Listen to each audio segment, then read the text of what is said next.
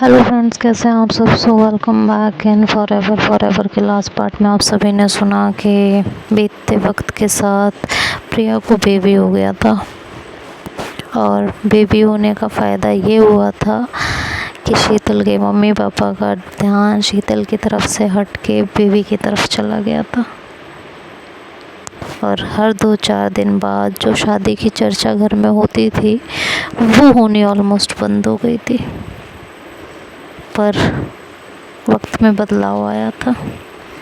जो चीज़ शीतल के साथ होनी बंद हो गई थी वो श्री के साथ शुरू हो गई थी।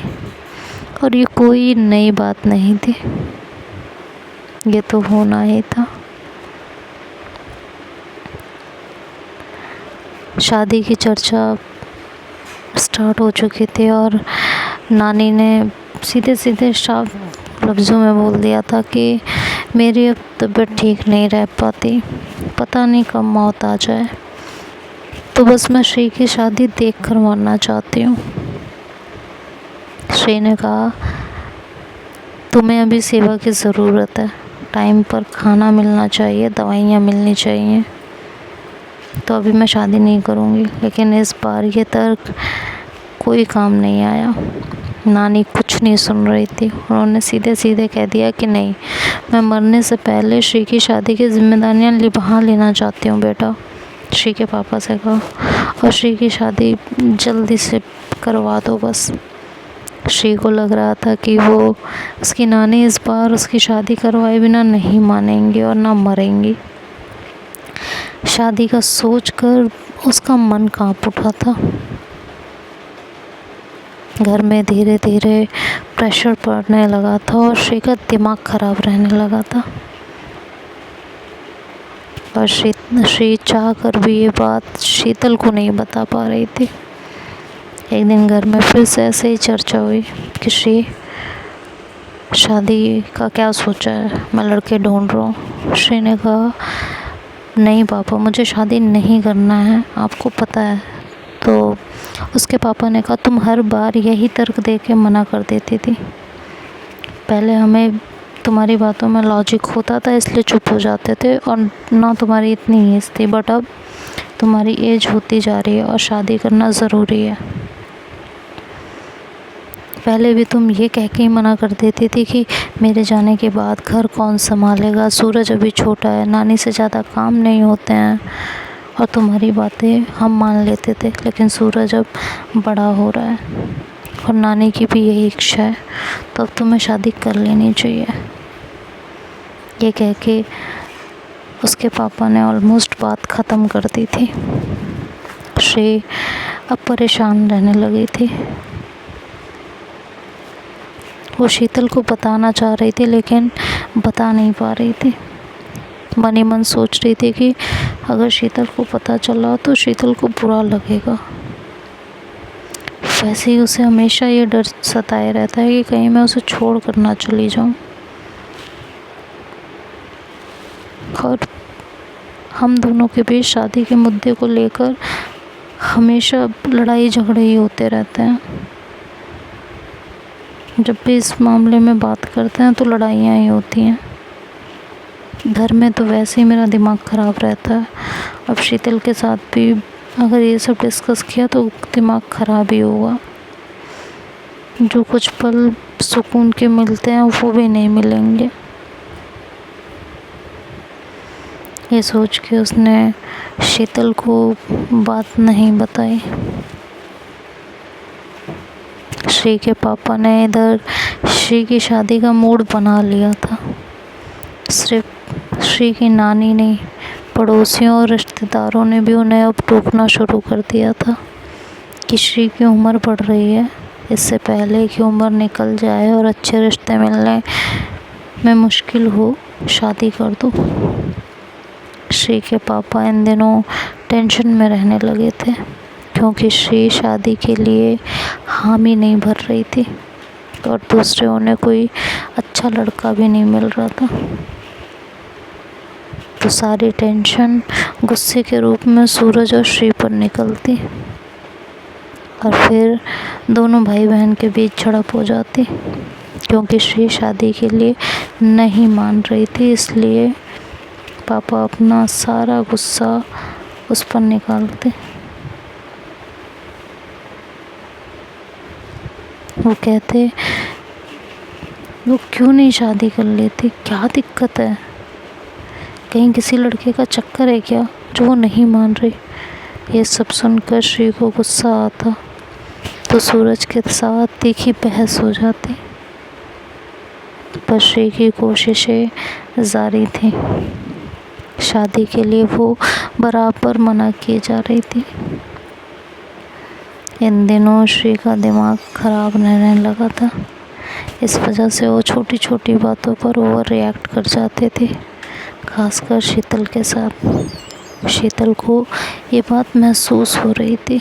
वो मन ही मन सोच रही थी कि आखिर श्री को क्या हुआ है, वो इतनी इरिटेटेड, इतनी परेशान क्यों रहने लगी है। ये सोचकर उसने उन बातों को जानने की कोशिश की। उसने श्री से पूछा कि श्री क्या हुआ है, बताओगी। लेकिन श्री शीतल को नहीं बता पाती, और जब शीतल ज़्यादा पीछे पड़ जाती तो कोई ना कोई बात बना देती या बहाना बना देती। वक्त ऐसे ही चल रहा था। इधर उसकी अपने पापा से मना करने की कोशिशें जारी थी कि उसे शादी ना करनी पड़े। तभी इन्हीं दिनों ऑफिस में कुछ नए लोग अपॉइंट किए गए।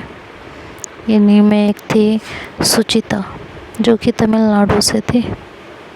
हिंदी तो टूटी फूटी बोल देती थी, थोड़ा बहुत समझ लेती थी, पर मराठी तो सर के ऊपर से निकल जाती थी। और मुंबई जैसे शहर में हिंदी या मराठी तो आनी ही चाहिए। ऑफिस में तो इंग्लिश बोलकर काम चल जाता था, पर बाहर और ख़ासकर ऑटो वाले, बस वाले, रिक्शा और बाकी लोकल्स के साथ बातचीत करने में बहुत दिक्कत आ रही थी। ऑफिस के पहले दिन जब वो ऑफिस के गेट पर पहुंची तो उसे ऑफिस ढूंढे नहीं मिल रहा था। वो गार्ड से कंपनी का नाम लेकर पूछ रही थी और गार्ड को पता नहीं था, तो बेचारा वो बताता क्या ही बोलता।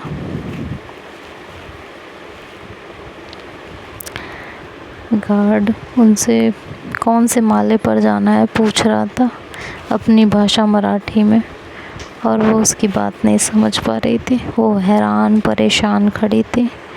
श्री और शीतल उसी वक्त पहुँचे।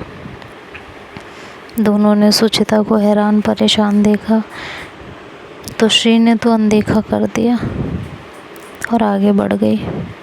शीतल भी उसके साथ आगे बढ़ी थी, पर न जाने उसके मन में क्या आया तो वो पीछे पलटकर आई और उसने गार्ड से पूछा कि क्या हुआ, कोई बहस हुई है क्या मैडम से। गार्ड ने कहा कुछ समझ ही नहीं आ रहा, तो बहस क्या होगी, पता नहीं क्या बोल रही हैं, मैंने तो ये भाषा ही नहीं सुनी आज तक। तो शीतल ने सुचिता से इंग्लिश में पूछा कि is there any problem. Suchita ने कहा I can't find any office and it's my first day. Sheetal ने कहा you have any address, name, anything. Suchita ने कंपनी का नाम बताया तो शीतल बोली come I will show you. तो सुचिता उसके पीछे बोली। लिफ्ट में घुसते हुए शीतल ने खुद को इंट्रोड्यूस करवाते हुए कहा I am Sheetal, and Shree की तरफ इशारा करते हुए कहा कि she Shree and we are in the same office. Suchita ने भी मुस्कुराकर अपना नाम बताया। ऑफिस में घुसते हुए शीतल ने मुस्कुराकर कहा welcome to our office, our office. अब सुनीता को कुछ भी समझ नहीं आता तो शीतल के पास आ धमकती। श्री चुपचाप ये सब देखती रही, पर जब लंच टाइम में सुचिता कैंटीन में फिर से परेशान थी, शीतल ने उसे देखा तो उसे अपनी टेबल पर बैठने को कह दिया। तभी श्री बोल पड़ी कि यार तुम्हारा समझ नहीं आता, या तो किसी से बात ही नहीं करोगी या तो उसके पीछे ही पड़ जाओगी। क्या ज़रूरत थी उसे बुलाने की, वो बच्ची नहीं है, मैनेज कर सकती है। शीतल ने कहा मैं पीछे नहीं पड़ रही हूँ, बस हेल्प कर रही हूँ। कुछ ज़्यादा ही हेल्पफुल नहीं हो रही हो तुम? कभी किसी की हेल्प करते देखा नहीं तुम्हें, इसी पे इतनी मेहरबानी क्यों? शीतल ने कहा क्योंकि उसे हेल्प चाहिए, कोई और हेल्प कर नहीं रहा इसलिए मैं कर रही हूँ। उसे लैंग्वेज प्रॉब्लम है श्री, हिंदी मराठी आती नहीं और सब लोग इंग्लिश बोल नहीं सकते, और मेरे हेल्प करने से प्रॉब्लम है तो तुम कर दो। सुचिता दोनों की बात समझ तो नहीं पाई थी, पर शीतल की टोन और दोनों के चेहरे देखकर पूछा कि am I bothering you? Sheetal ने कहा oh no no it's nothing, हमारा चलता रहता है। फिर शीतल ने उसे कैंटीन में क्या क्या खाने को मिलता है सब बताया। सुचिता ने 2-4 चीज़ों के नाम रटे और जाकर ऑर्डर दिया। फिर उसने शीतल से पूछा can you do me a favour? Sheetal ने हाँ में सिर हिलाकर कहा sure. What is it? Shree धीरे से बड़बड़ाई, सुबह से फेवर ही तो करवा रही हो। शीतल ने श्री की बात सुन ली थी पर कुछ बोली नहीं। सुचिता ने कहा can you help me to get a taxi? I don't know much about area और रूट। शीतल ने उससे पूछा कि वो सुबह कैसे आई थी और उसका घर कहाँ है। सुचिता ने बताया तो शीतल बोली मेरे साथ ट्रेन में चलना, मैं समझा दूँगी, तुम्हें रोज़ ऑफिस आना है, टैक्सी में कितने दिन आओगी? ये सारी बातें शीतल ने इंग्लिश में बोली थी। अब आप लोग ये मत पूछने लगना मुझसे कि उसको तो हिंदी आती नहीं तो शीतल ने हिंदी कैसे बोली, क्योंकि आप लोग पॉइंट आउट बहुत करते हो। ये सारी बातें उसने इंग्लिश में बोली थी, मैंने हिंदी में आप लोगों को बताई हैं। तो देखते हैं अब आगे क्या होगा, ये तो अब नेक्स्ट पार्ट में सुनेंगे। तब तक के लिए bye bye, take care, good night, शब्बा खैर, सब कुछ अभी। हाँ, बाय बाय।